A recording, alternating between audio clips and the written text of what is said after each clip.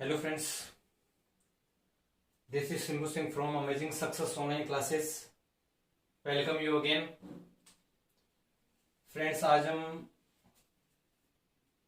Verb के बारे में डिस्कस करेंगे। अगर हम हिंदी में बात करें तो वर्ब जो है किसी काम को करना या होना पाया जाए उसे अपन वर्ब बोलते हैं। अगर हम इंग्लिश की बात करें तो a verb is a word. एक वर्ब जो है एक ऐसा शब्द होता है विच डिनोट, जो किसको डिनोट करेगा, एक स्टेट को डिनोट करेगा। स्टेट यानी किसी दशा को या स्थिति को। प्रोसेस जो है, प्रोसेस यानी होता प्रक्रिया, और एक्शन का मतलब होता कार्य। यानी कि एक्शन को, ये एक्शन वर्ड है, ये एक एक्शन वर्ड है या डूइंग वर्ड है, यानी किसी काम को करना। अगर कोई काम हो रहा है तो वर्ब है वो। या अगर स्टेट को बता रहा है वो भी वर्ब है। स्टेट यानी कि अपन पढ़ते हैं स्टेटिव वर्ब पढ़ते हैं, प्रिंसिपल वर्ब पढ़ते हैं, लिंकिंग वर्ब पढ़ते हैं अपन।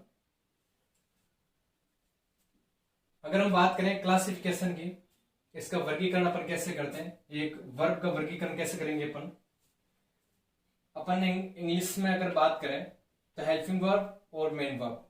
अपन दो वर्ब पढ़ते हैं, हेल्पिंग वर्ब और मेन वर्ब पढ़ते हैं। हेल्पिंग वर्ब यानी कि ऑक्सिलरी वर्ब और मेन वर्ब यानी ऑर्डिनरी वर्ब। इसका क्लासिफिकेशन कर रखा है यहाँ पे। यानी कि हेल्पिंग वर्ब जो है अपन उसको टू टाइप्स में पढ़ते हैं, एक तो प्रिंसिपल वर्ब में पढ़ते हैं, एक स्टेटिव वर्ब में पढ़ते हैं। और अगर हम बात करें ऑक्सिलरी वर्ब की, एज ए टेंस अपन इसको यूज करते हैं।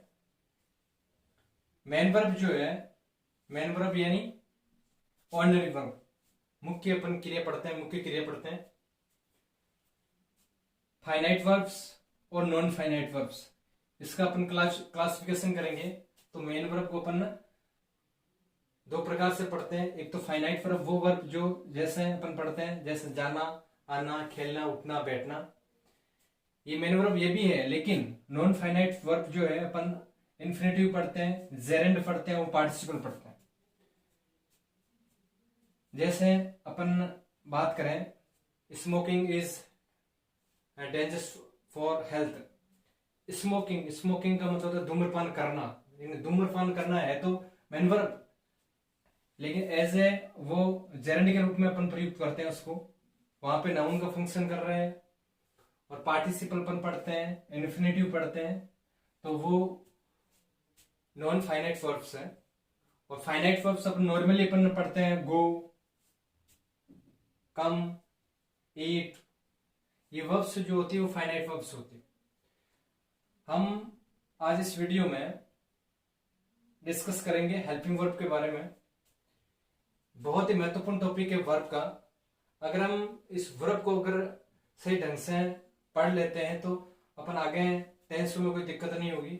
आगे अपन को एक्टिव पैसिव में, डायरेक्ट इनडायरेक्ट में, वो उसको समझना बहुत इजी हो जाएगा।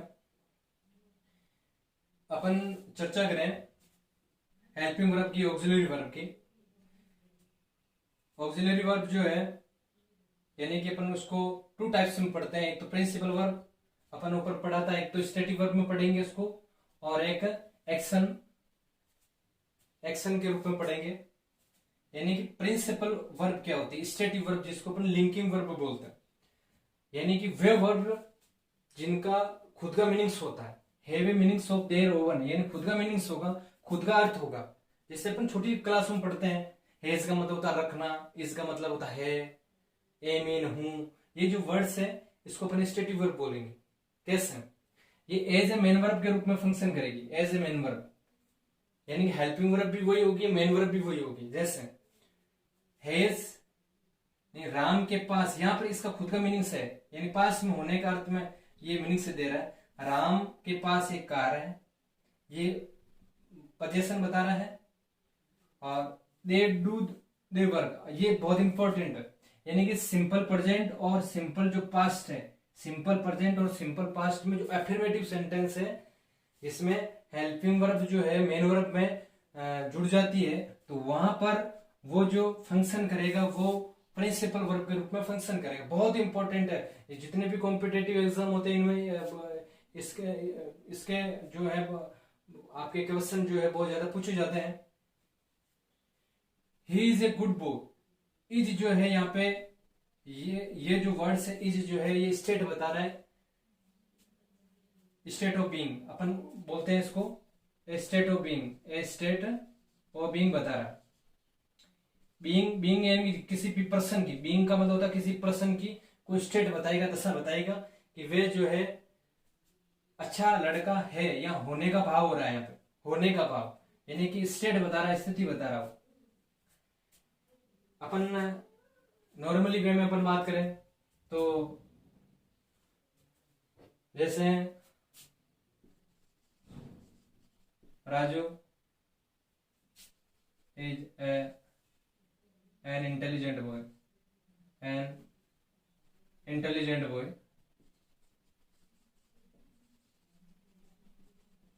तो यहां पर भी ऐसे ये मेन वर्ब का फंक्शन कर रहा है।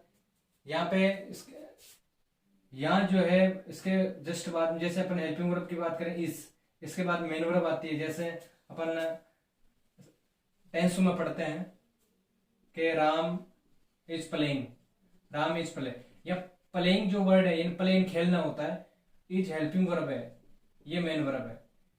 ये इस मेन वर्ब की सहायता कर रही है, ये जो इज जो है इसको अपन हेल्पिंग वर्ब बोलते हैं।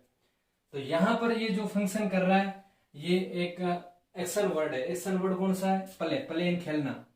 तो यहाँ पे अपन इसको दो प्रकार से पढ़ते हैं, एक तो एज ए प्रिंसिपल रूप में पढ़ते हैं, एज ए ऑक्सिलरी वर्ब में पढ़ते हैं।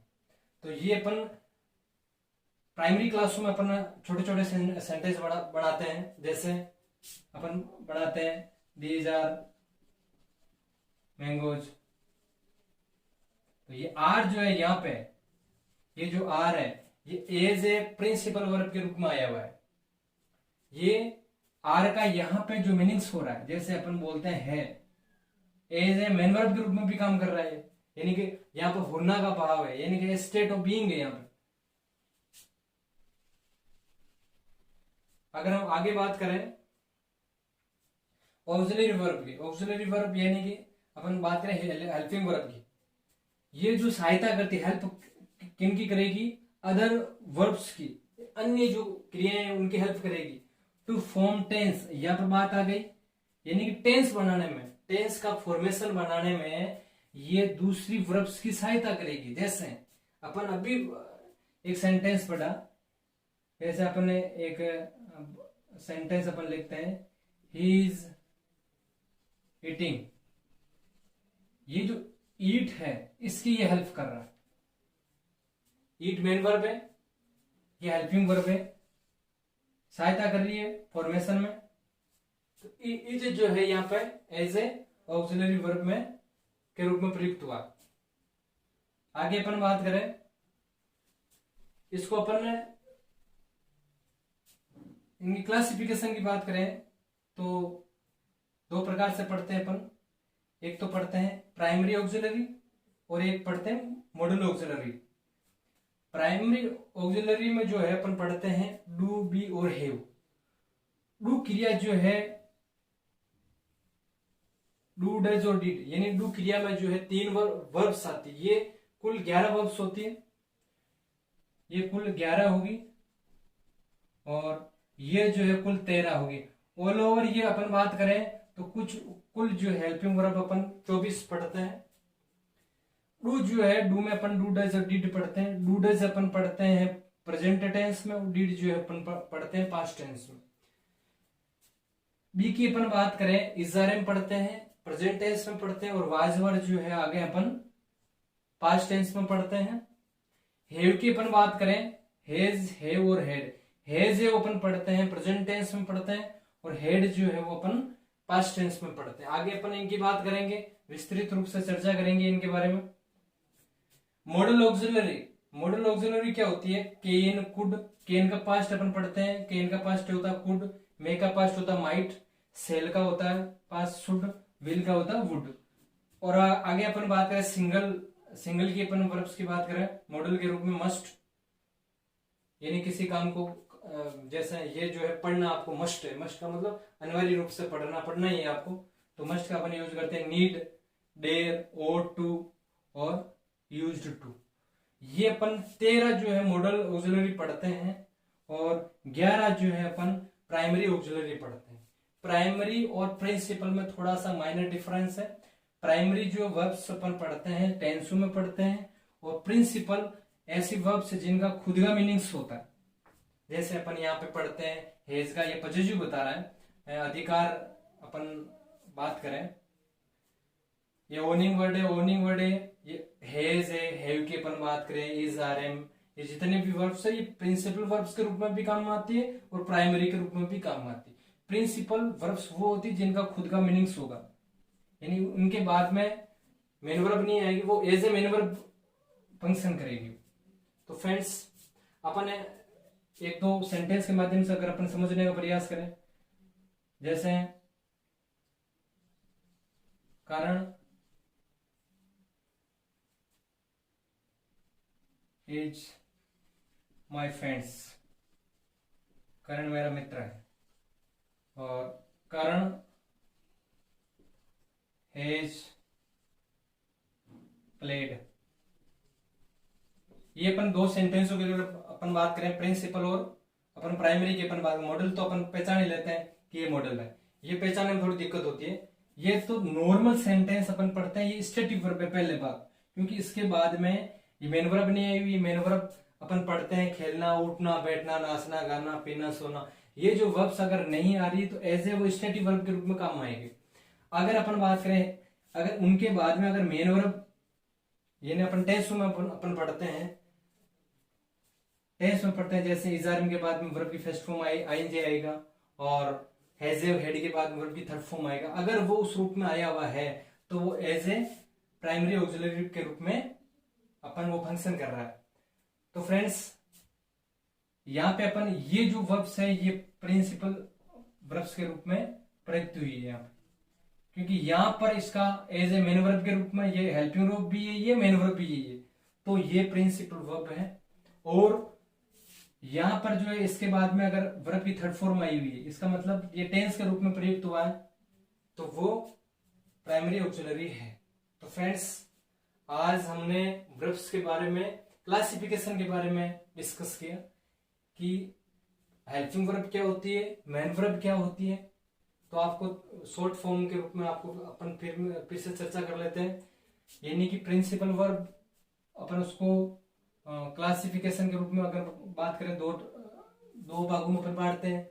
एक तो प्रिंसिपल वर्ब जिसको अपन स्टेटिव वर्ब या लिंकिंग वर्ब बोलते हैं, एक ऑक्सिलरी वर्ब अपन एज ए टेंस अपन प्रयुक्त करते हैं। एज ए टेंस अपन टेंस के रूप में अपन बात करें, और मेन वर्ब वो होती है जैसे ऑर्डिनरी वर्ब है, फाइनाइट क्रियाएं और नॉन फाइनाइट क्रियाएं। यानी फाइनाइट वो क्रियाएं हैं जैसे अपन खाना, उठना, बैठना, ये नॉर्मली, और एक अपन इन्फिनेटिव, जेरेंड और पार्टिसिपल पढ़ते हैं। तो ये नाउन के रूप में अपन फंक्शन करेगा, ये नाउन के रूप में फंक्शन करता है, या एडजेक्टिव के रूप में फंक्शन करता है। आगे अपन वीडियोज में चर्चा करेंगे।